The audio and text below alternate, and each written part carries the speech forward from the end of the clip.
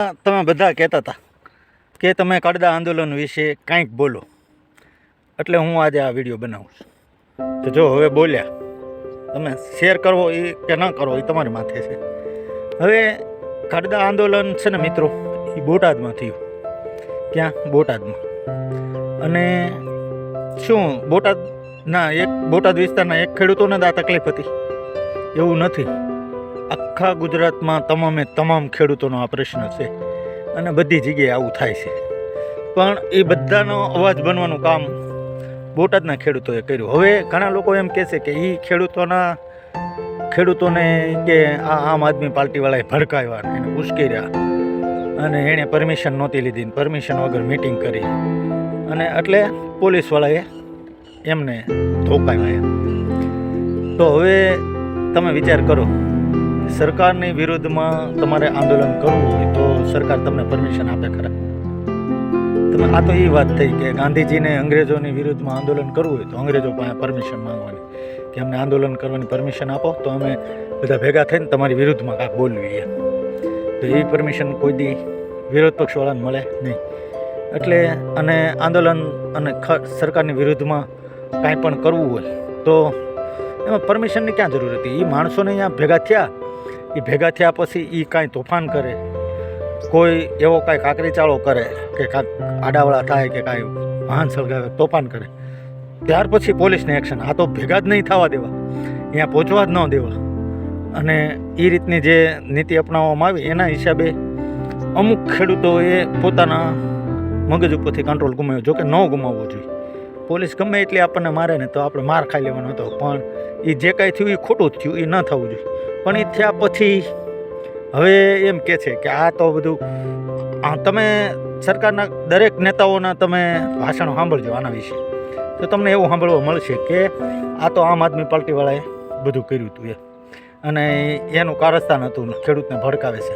પણ કડદા વિશે કોઈ પણ એક પણ નેતા બોલતા હોય કે આ કડદા પ્રથા સાચી હતી, કે કડદો થતો હતો કે નહોતો થતો, થવો જોઈએ કે ન થવો જોઈએ, આ કડદા વિશે તમે શું એમનું માનવું છે, એના વિશે એક શબ્દ કોઈ કાંઈ નહીં બોલે. બસ આ ખેડૂતોને ભડકાવ્યા નામ. અરે પણ એ આંદોલન કડદાનું હતું, તમે કડદા વિશે બોલો. હાલો, આ કડદો થવો જોઈએ કે ન થવો જોઈએ? એ કડદો થતો તો એ સાચું હતું કે ખોટું હતું? અને હવે પછી આ કડદા થશે તો તમે શું કરવાના છો? આ કડદા પ્રથાના વિરુદ્ધમાં તમે શું નવા નિયમો લઈને આવો છો?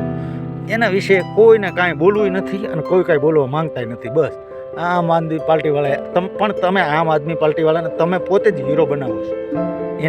એને હીરો બનવાની તક શું કામ આપો છો?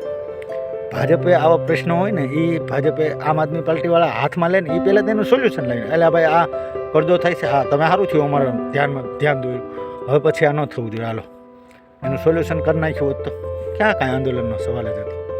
અને ખેડૂતોનો પ્રશ્ન આવે ને ત્યારે ખેડૂત તરીકે અમારે ખેડૂતની સાથે રહેવું પડે. એ સામે પાર્ટી ગમે હોય, કદાચ ભાજપનો કોઈ નેતા હોત તો અમે એની હારે હોત. તમારો ભાજપનો કોઈ નેતા કડદાની વિરુદ્ધમાં માણસોને ભેગા કરવાનો હોત તો અમે એની હારે હોત. અમારે કોઈ પાર્ટી હારે લેના દેના ન હોય.